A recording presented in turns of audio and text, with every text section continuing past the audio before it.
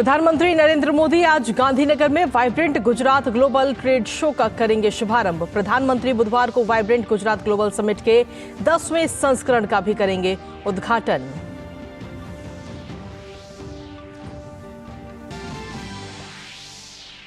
राष्ट्रपति द्रौपदी मुर्मू आज प्रदान करेंगी वर्ष 2023 के राष्ट्रीय खेल पुरस्कार। बैडमिंटन जोड़ी सात्विक साईराज और चिराग शेट्टी को मिलेगा मेजर ध्यानचंद खेल रत्न पुरस्कार। वहीं मोहम्मद शमी और शीतल देवी समेत 26 खिलाड़ियों को अर्जुन पुरस्कार से किया जाएगा सम्मानित।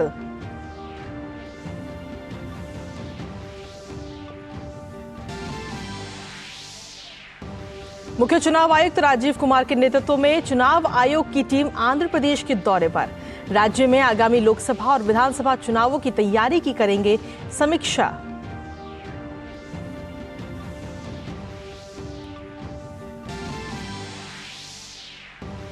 एसबीआई रिसर्च रिपोर्ट के अनुसार पिछले 8 वर्षों में देश में व्यक्तिगत आय असमानता में महत्वपूर्ण कमी आई। 36.3% करदाता कम आय वाले समूह से निकलकर अधिक आय वाले समूह में हुए शामिल।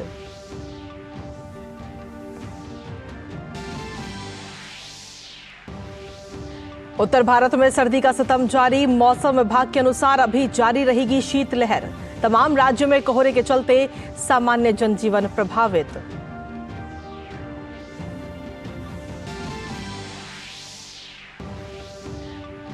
भारत के खिलाफ टिप्पणी कर अपने ही घर में घिरे मालदीव सरकार। कई संगठनों ने प्रेस विज्ञप्ति जारी कर की निंदा। कुछ नेताओं ने की सरकार के विरुद्ध अविश्वास प्रस्ताव लाने की मांग। भारत को बताया निकटतम और मैत्रीपूर्ण पड़ोसी। और खेल की खबरों में भारत और ऑस्ट्रेलिया की महिला टीमों के बीच आज होगा तीसरा और अंतिम T20 मुकाबला। दोनों टीमों की नजर सीरीज जीतने पर। फिलहाल 1-1 से बराबर है सीरीज।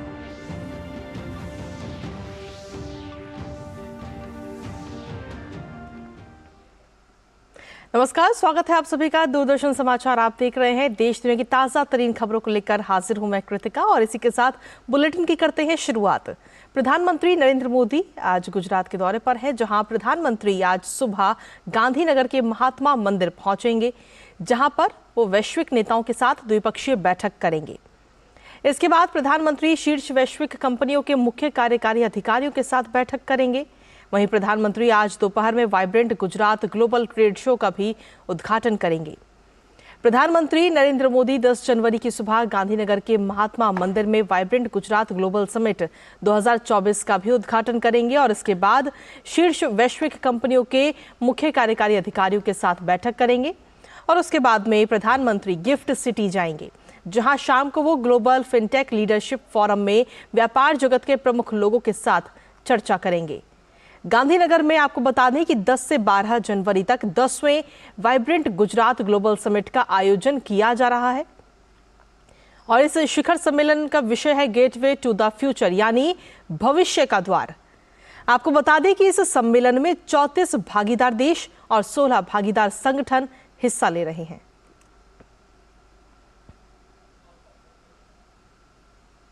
वहीं राष्ट्रपति द्रौपदी मुर्मू आज राष्ट्रपति भवन में साल 2023 के राष्ट्रीय खेल पुरस्कार प्रदान करेंगी। भारत की स्टार बैडमिंटन जोड़ी सात्विक साईराज रंकीरेड्डी और चिराग शेट्टी को वर्ष 2023 के लिए मेजर ध्यानचंद खेल रत्न पुरस्कार दिया जाएगा। मेजर ध्यानचंद खेल रत्न पुरस्कार किसी खिलाड़ी द्वारा पिछले 4 वर्ष की अवधि में खेल के क्षेत्र में शानदार और उत्कृष्ट प्रदर्शन के लिए दिया जाता है, जबकि वनडे क्रिकेट विश्व कप में शानदार प्रदर्शन करने वाले क्रिकेटर मोहम्मद शमी और पैरा एशियाई खेलों की चैंपियन तीरंदाज शीतल देवी समेत कुल 26 खिलाड़ियों को आज अर्जुन पुरस्कार से भी सम्मानित किया जाएगा। इसके अलावा खेलों में उत्कृष्ट प्रशिक्षण के लिए 8 लोगों को द्रोणाचार्य पुरस्कार भी दिया जाएगा।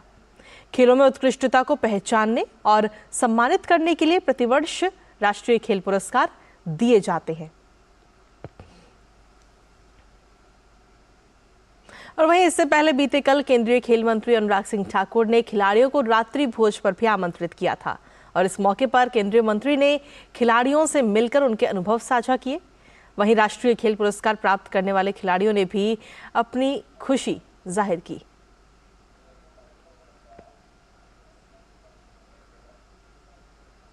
राष्ट्रीय खेल पुरस्कार के लिए चुने जाने पर खिलाड़ियों ने अपनी अपनी खुशी जाहिर की और इन खिलाड़ियों का मानना है कि ये उनकी कड़ी मेहनत का ही फल है। साथ ही खिलाड़ियों ने सरकार द्वारा मिल रही सुविधाओं की भी तारीफ करते हुए कहा कि आगे आने वाले समय में विश्व स्तर पर भारतीय खिलाड़ियों के प्रदर्शन और भी अच्छा और बेहतर होगा। स्पोर्ट्स को आपको देखने को मिल रहा है, क्योंकि आप कंपेयर कीजिए ना कि हमारे पहले फैसिलिटीज़ कैसी थी, अभी कैसी हैं। पहले प्लेयर्स हमारे गोल्ड मेडल कितने लाते थे, अभी कितने लाते हैं, तो वो सारी चीज़ें चेंजेस आपको भी दिख रहे हैं। और जहाँ तक पब्लिक का सवाल है, जहाँ तक यंगस्टर्स का सवाल है, वो भी बढ़ चढ़ कर हिस्सा ले रहे हैं, वो भी पार्टिसिपेट कर रहे हैं टीम कॉम्पिटिशन्स में। तो चेंजेस बहुत हैं और मेरा मानना ये है कि जितना आगे हम जाएंगे, जितना हम जैसे हम अपना यूथ देखते चले आ रहे हैं, जो यंगस्टर्स हैं काफ़ी टैलेंटेड हैं, और भी हमें प्लेयर्स मिलेंगे, तो मुझे लगता है कि इंडिया का और ज़्यादा नाम रोशन होगा, क्योंकि बहुत सारे प्लेयर्स, बहुत सारा टैलेंट अभी आना बाकी है।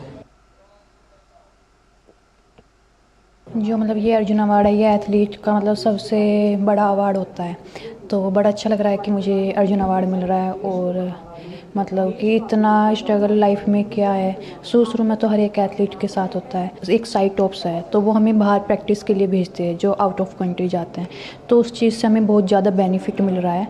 तो उसी के कारण है कि आज एथलेटिक्स इतना अच्छा कर रहा है, और एथलेटिक्स नहीं, मुझे लगता है हर गेम ही अच्छा कर रहा है। अभी इतने एशियन गेम्स में मेडल आए हैं, पहली बार इतने मेडल आए हैं एशियन गेम्स में, तो जो फैसिलिटी वगैरह है वो बहुत अच्छी मिल रही है हमें। Such a prestigious award, like there are so many great sports persons who have received this award, so I'm very happy that like I'm going to receive it. This year I have candidates coming up in Canada. I'm looking forward to the event and I want to win the tournament. Yeah, Anand sir has always been my inspiration, like ever since I started playing chess, so he always will be. And I also admire my brother Pragnananda, like whom I'm able to witness his passion and hard work, the work he's doing for the game. He's also my inspiration. 2023 was a very memorable year for me. Completing the Grandmaster title or winning the Women Grand Swiss, I think both of them together are my favorite. बहुत अच्छा feel हो रहा है, और ऐसा feel हो रहा है कि ऐसा कभी मैंने इमेजिन नहीं किया था कि अर्जुन अवार्ड भी मुझे मिल सकता है। मेरा एम यही था कि कंट्री के लिए जितने भी गोल्ड मेडल हो सके, जौन से भी गेम्स में खेलूँ वो जीतूँ। और अवार्ड्स अगर आप अच्छा करते हो किसी भी स्पोर्ट में, तो आपको कंट्री रिवॉर्ड करती है।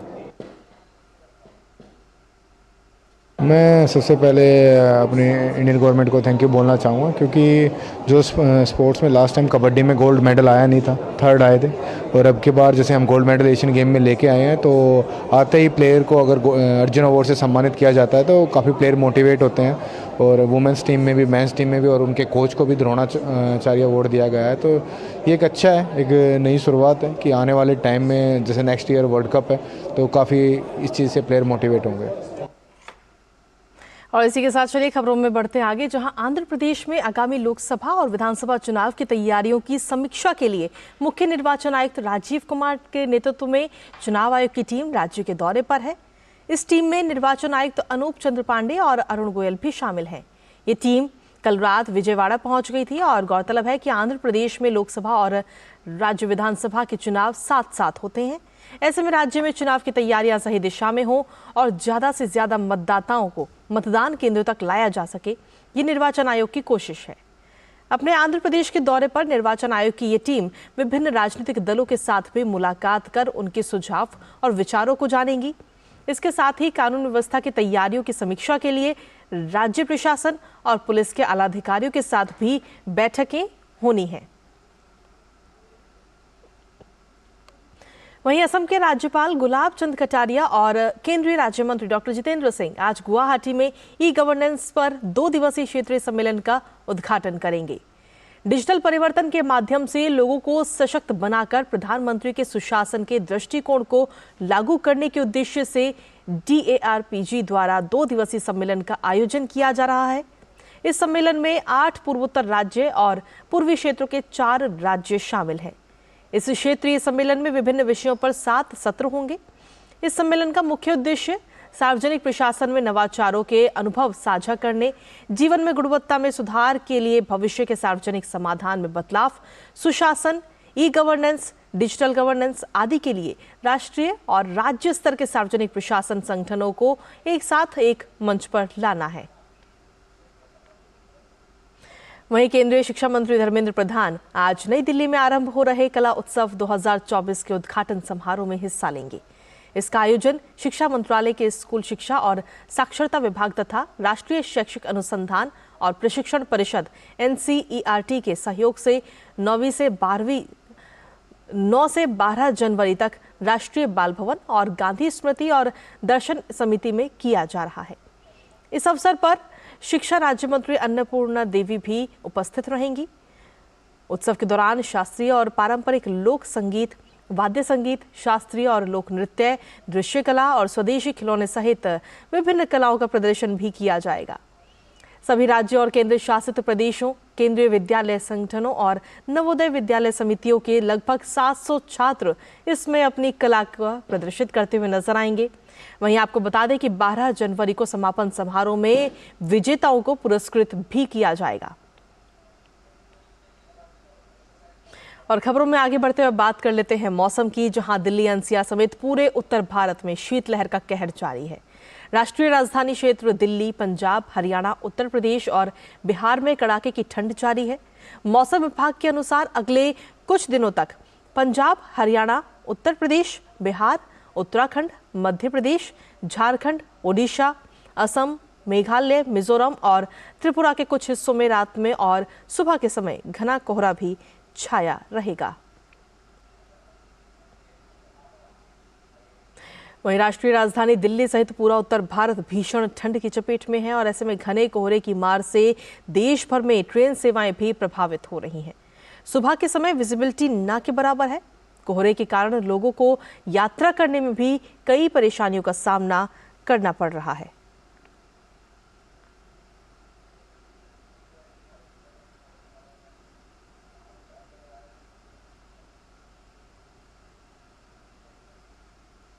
और चलिए खबरों में अब आगे बढ़ते हैं और बात करते हैं अब रामनगरी अयोध्या से जुड़ी तमाम खबरों की।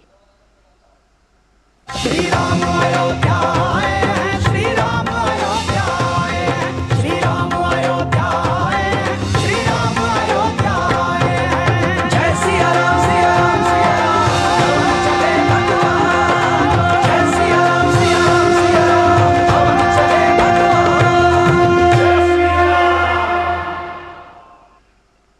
दरअसल अयोध्या में भगवान श्री राम की मूर्ति के लिए प्राण प्रतिष्ठा की तैयारियां जोरों पर हैं और आगरा के जलेसर कस्बे में बना घंटा भगवान राम के मंदिर की शोभा बढ़ाएगा।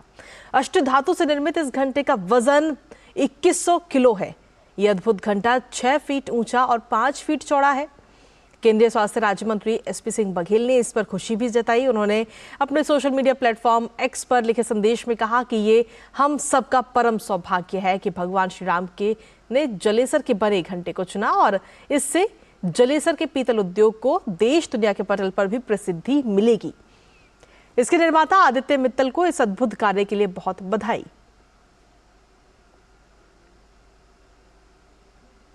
वहीं अयोध्या को वाहनों के प्रदूषण से बचाने के लिए पर्यटन विभाग ने ई-गोल्फ कार्ट को सड़कों पर उतारा है।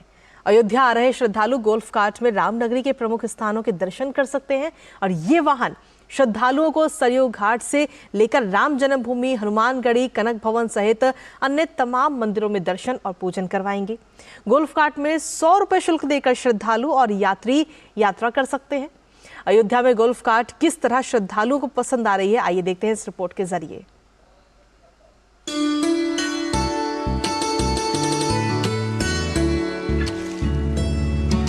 आप देख रहे हैं अयोध्या में आने वाले पर्यटकों के लिए सरकार ने कई सुविधाएं दी हैं। उसी में ये गोल्फ कार्ट का एक तरह से ई कार्ट है।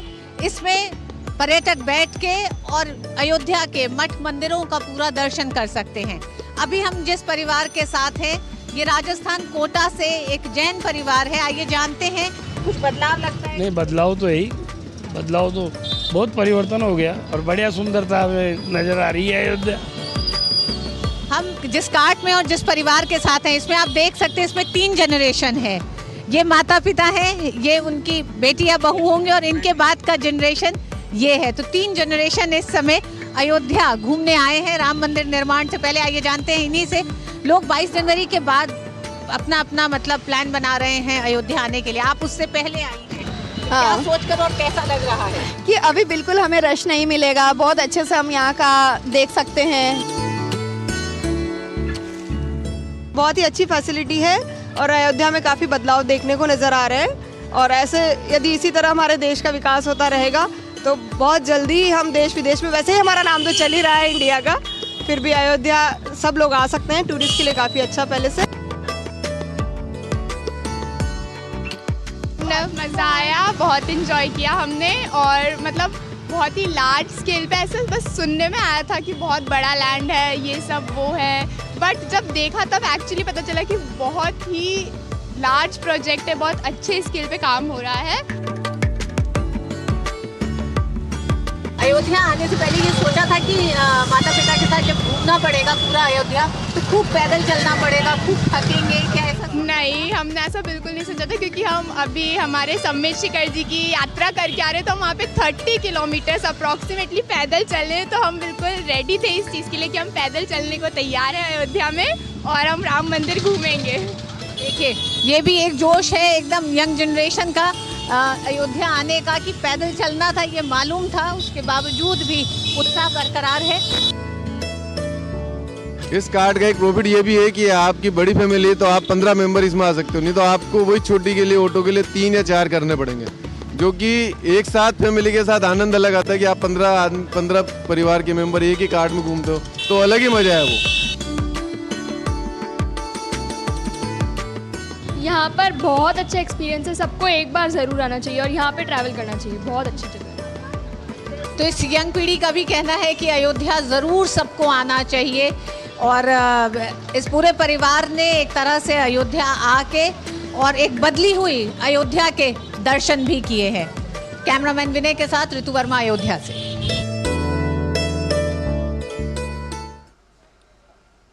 तो बिल्कुल अयोध्या की अगर बात करें तो इन दोनों रामनगरी राममय हो चुकी है क्योंकि काफ़ी संख्या में श्रद्धालु वहां पर पहुंच रहे हैं इन दिनों। और इसी के साथ खबरों में आगे बढ़ते हैं और बात करते हैं अब विकसित भारत संकल्प यात्रा की।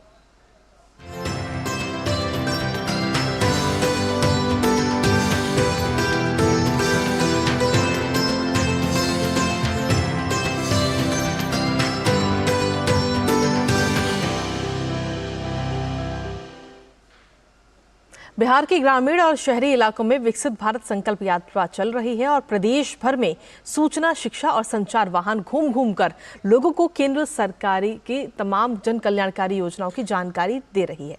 वहीं इस अभियान में लोग अपनी सफलता की कहानियां और अनुभवों को भी साझा कर रहे हैं। आइए देखते हैं ये खास रिपोर्ट। पीएम नरेंद्र मोदी द्वारा जन जन तक कल्याणकारी योजनाओं का लाभ पहुंचाने के लिए शुरू की गई विकसित भारत संकल्प यात्रा मुंगेर के पूरब सराय पहुंची। इस मौके पर भाजपा विधायक प्रणव कुमार यादव ने आम लोगों को योजनाओं का लाभ लेने के लिए प्रेरित किया। वहीं देश को 2047 तक विकसित और आत्मनिर्भर राष्ट्र बनाने की शपथ दिलाई गई। आत्मनिर्भर और विकसित राष्ट्र बनाने के सपने को, ये मोदी जी का गारंटी है। गारंटी जनता के प्रति, ऐसे जनता जो विकास के धारा में पीछे रह गया है, जो वंचित लोग हैं, गरीब गुरबाल लोग हैं, उसको मदद करने के लिए, जो किसान हैं उनको मदद करने के लिए हमारे मोदी जी का गारंटी है। जनता के प्रति प्रतिबद्धता है। उनको जो विकास के धारा में छूटे हुए हैं, जिनको सरकारी योजनाओं का लाभ नहीं मिला है, उनको शिविर लगा के जागरूकता के माध्यम से उनके घरों तक योजनाओं का लाभ पहुंचाना है। भारत सरकार की विभिन्न योजना जैसे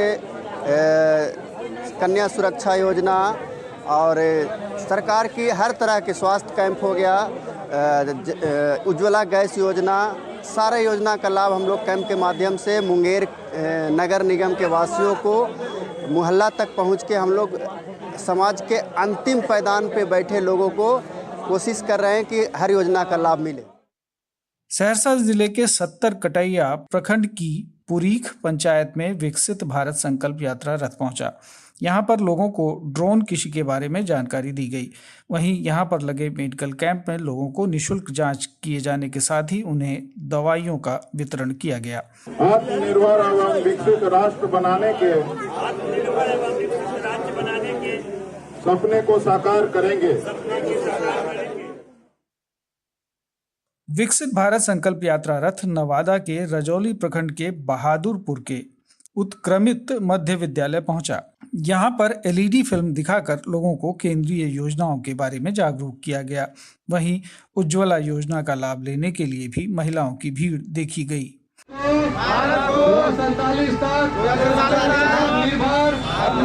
विकसित राष्ट्र बनाने के सपने को साकार करेंगे।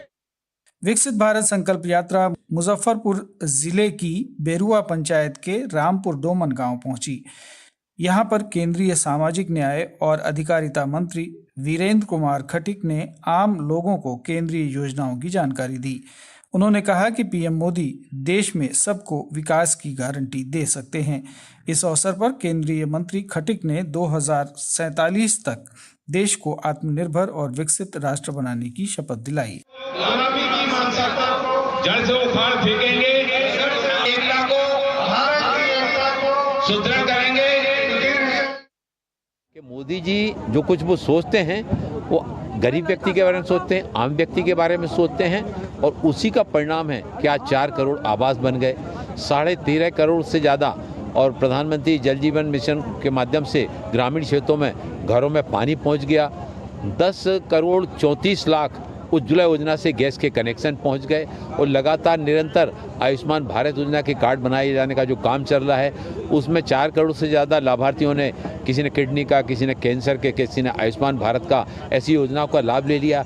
अब जब ऐसा लाभ लेने वाला हितग्राही कार्यक्रम में आकर उसके बारे में अपने अनुभव बताता है तो समाज में लोगों को प्रेरणा मिलती है कि ये मोदी जी ने योजनाएं बनाई हैं उनका लाभ इनको जब मिल रहा है हमको भी आगे आना चाहिए, हमको भी उसका लाभ लेना चाहिए।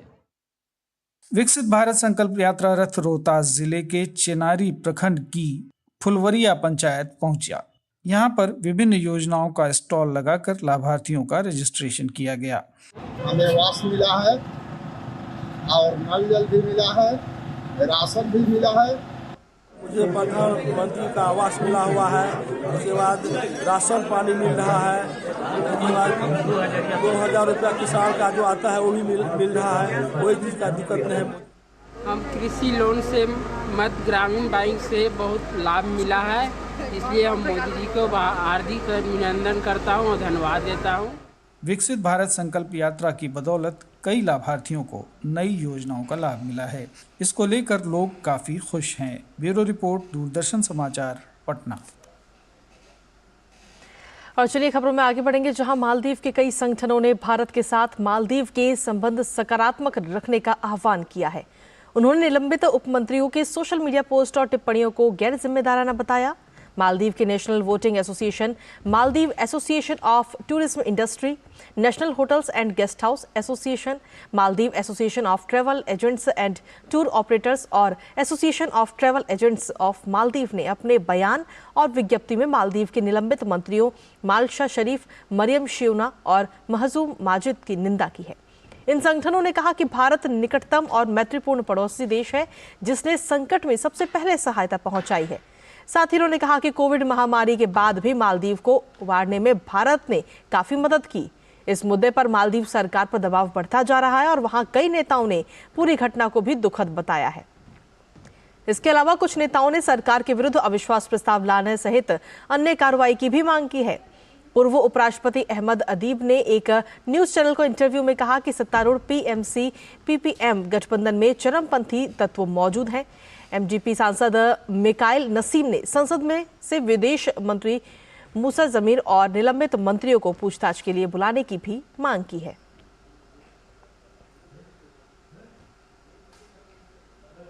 और खबरों में आगे बढ़ते हुए बात करते हैं खेलों की, जहां भारत और ऑस्ट्रेलिया की महिला टीमों के बीच 3 T20 मैचों की सीरीज का तीसरा और अंतिम मुकाबला आज खेला जाएगा। दोनों टीमें एक मैच जीतकर बराबरी पर हैं और ऐसे में आज जीतने वाली टीम सीरीज अपने नाम करने में सफल रहेगी। भारत का इरादा आज के मैच में जीत के साथ ऑस्ट्रेलिया के खिलाफ स्वदेश में पहली बार T20 इंटरनेशनल सीरीज जीत का होगा। हरमनप्रीत कौर की अगुवाई वाली भारतीय टीम ने पहले T20 में शानदार जीत हासिल की थी। हालांकि दूसरी T20 में उन्हें रोमांचक मुकाबले में हार का सामना करना पड़ा था। भारत ने ऑस्ट्रेलिया के खिलाफ 5 द्विपक्षीय T20 सीरीज में से केवल एक में ही जीत हासिल की है, जबकि 4 में उसे हार का सामना भी करना पड़ा। भारत के लिए कप्तान हरमनप्रीत कौर की फॉर्म चिंता का सबब है। और इसी के साथ फिलहाल मेरे साथ इस बुलेटिन में इतना ही। कार्यक्रम लगातार जारी है और ब्रेक के उस पार देखिए हमारा खास कार्यक्रम नया सवेरा मेरे और सहयोगी शैला निगार के साथ। नमस्कार।